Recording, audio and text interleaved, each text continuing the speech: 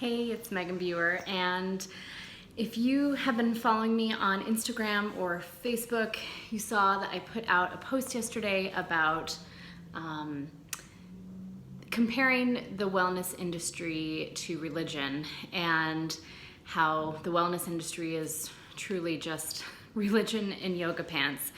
And I wanted to take a few minutes to just chat with you about how I think, being an alternative health practitioner myself, this is kind of a silly thing to say, but how alternative health ruined my health.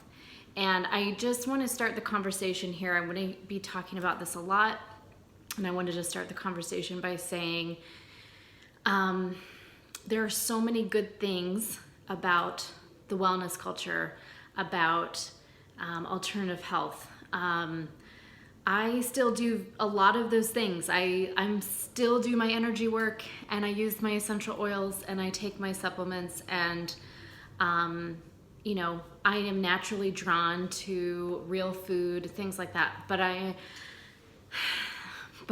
am getting so fed up with the way that the wellness industry comes off as with this religious type of dogma, with these rules that you have to follow, with these guru type of personalities, and it's all fear-mongering. It's all fear. A little bit of backstory. I grew up in a really oppressive religion. So very conservative, tons of rules. I don't need to get into it, but but just lots and lots of rules that you had to follow to be worthy of certain blessings, to be worthy of certain things, to be able to get to heaven, to be with God, etc., etc. And when I got into this work, so I spent my whole childhood growing up thinking that you have to do certain things to be able to get better, to heal, to have approval in God's eyes, to get to heaven, to do all these things. And as I grew up and I started to get into this work, I started doing my healing work, and what I was recognizing was how that pattern of you have to do all this stuff and then you can get better was not holding up. That was not true anymore for me. I was seeing all different types of people from all walks of life and all types of different backgrounds coming to me for healing, and they were getting it. They didn't have to do anything. They didn't have to believe anything specific. They didn't have to have none of it, not all those rules that I grew up in a conservative Christian type of religion believing. It just wasn't holding up. And so deep at my core, I knew that there was something there, that healing and love and compassion and kindness and belonging and all of that belongs to everybody and not just a certain group of people that subscribe to a certain set of rules.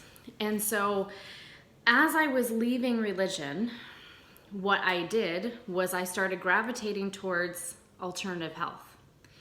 And rather than what I noticed now is this pattern of, in religion, it's here's all these rules that you have to follow. And if you do it all right, then you get to go to heaven, or you get blessed, or you get whatever. Then I jump over to alternative health, and it's basically the same thing. And it's saying, okay, well, if you just cut out gluten and dairy and sugar, and you take these supplements, and you do this modality, and you chant under the full moon, and you blah, blah, blah, blah, blah, blah, blah, blah, blah, then you won't ever have anxiety. You won't be depressed. You'll lose weight. Your skin will glow. You'll have, you'll have perfect health. You won't get cancer. You won't die. You won't da-da-da-da-da. So it was this, here, follow what I'm telling you to do, and then you will get this. And what I'm realizing now as I'm coming out of that is that basically it's all just, it's this society that we all live in. And if it's religion is your background, or alternative health is your background, or anything, it's looking outside of yourself for somebody else to give you these rules so that you can feel this certain way. And what I came to realize again through the work was just that it was all bullshit. that all these things that like health and happiness and joy and belonging and compassion and all of that is things that we cultivate within ourselves. It's already there. We all have innate wellness. We all have innate happiness and joy and well-being. And it is not circumstantial upon your physical health, upon what you're eating, upon what guru you choose to follow, what religion you follow, what color your skin is, what your sexuality is, what your income is. All of those things are completely irrelevant. And the truth is that we all have innate wellness. It's not something that you can go to Amazon and find the right book, the health book, and buy that and read the rules and do the rules, and then all of a sudden you have wellness. You already have wellness. And all of the fear-mongering in the books and the gurus and the supplements and the diets is just a distraction away from your wellness that you already have. It's just a distraction. It's another way to, especially for women, to keep us small, to keep us quiet, to keep us distracted. So especially the diet industry, trying to, and I see that within the diet industry, and there's this big move for intuitive eating and, no more diets and all that, and that's so wonderful. And I've always resonated with that, but I've never done a diet to lose weight. I've always done diets to heal, to feel better, to not have anxiety, to heal my gut, to whatever. And so I'm not hearing a lot of people talking about, I'm hearing a lot of stuff about anti-diet culture, but I'm not hearing a lot of stuff about like anti-healing diet culture or anti-wellness culture, and I just kind of, not that I'm trying to come up with like a tagline here, but I wanted to start a conversation that there is this industry of people that are marketing and getting your money so that you think that there's something wrong with you, and then you'll follow these rules and all of a sudden this thing won't be wrong with you anymore. And it's such a misconception, and I'm going to get to those misconceptions later in other videos about health and wellness and how we get to that place without wellness culture, without diets, without supplements, without religion, without anybody outside of you telling you what to do. The people that write these books, they don't know you. Maybe that's truth for them, and maybe it works for them, but it's not you, and you don't have to follow that. You are under no obligation to heal yourself.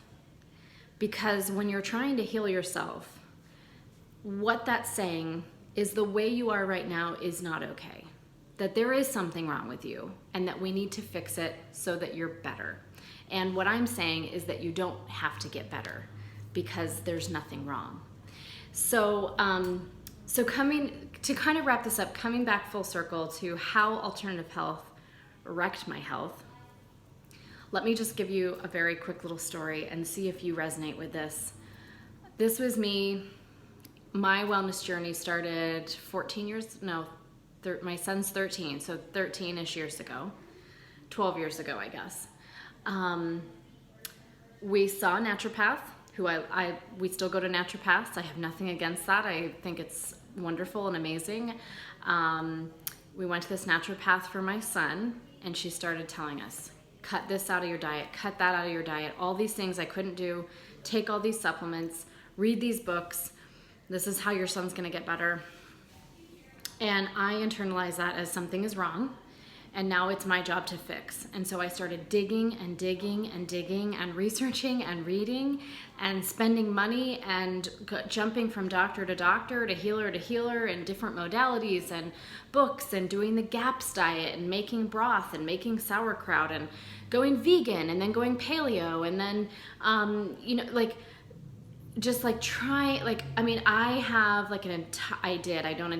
did have an entire linen closet upstairs dedicated to all my supplements and herbs and tinctures and potions, and in an effort to fix my son and myself.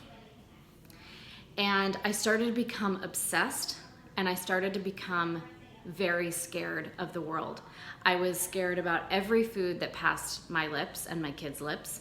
I was scared about every toxin that could be lurking in, the baby carrots I was eating, or the water, or the soil, or the air, like all these things I didn't have control over, I was becoming terrified of just being in the world.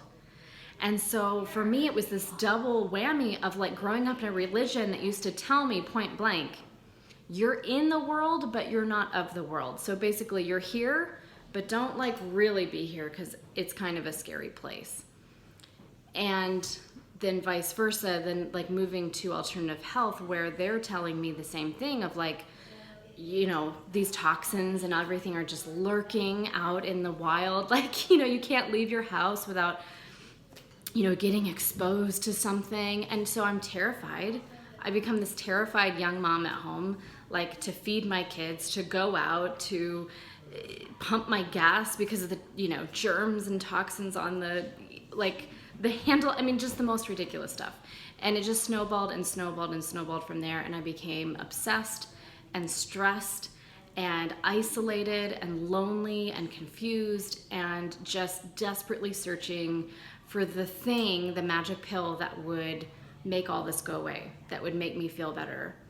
And what I didn't realize at that point when I was so deep in it was I was creating that. I didn't feel good because I was so obsessed with my health, and because I was so scared of toxins, and because I was so scared of gluten and scared of, you know, MSG, and, you know, I wouldn't go to a restaurant for years because I was terrified of like the soy oil and the dressing and, you know, like just bullshit, all of it bullshit.